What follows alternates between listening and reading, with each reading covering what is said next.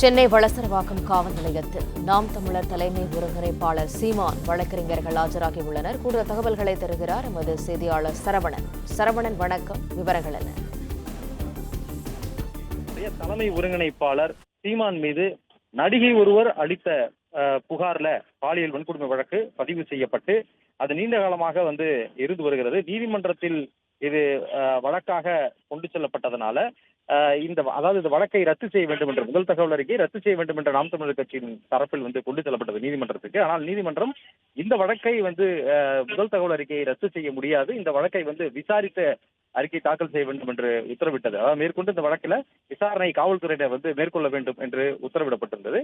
அதன் அடிப்படையில சீமானுக்கு வளசரவாக்கம் போலீசார் சம்மன் அனுப்பியிருந்தார்கள். இன்றைய தினம் ஆஜராக வேண்டும் என்று சம்மன் அனுப்பப்பட்டிருந்தது.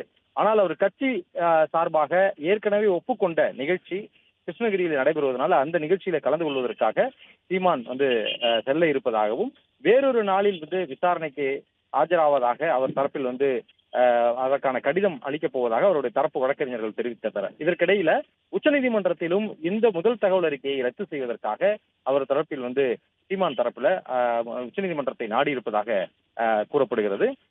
இது தொடர்பாக இன்றைய தினம் சீமான் தரப்பிலான வழக்கறிஞர்கள், அதாவது நாம் தமிழர் கட்சியினுடைய வழக்கறிஞர் பிரிவினுடைய செயலாளர் சங்கர் உள்ளிட்ட அந்த வழக்கறிஞர் பிரிவை சேர்ந்தவர்கள் தற்பொழுது வளசரவாக்கம் காவல் நிலையத்தில் ஆஜராகி இருக்கிறார்கள்.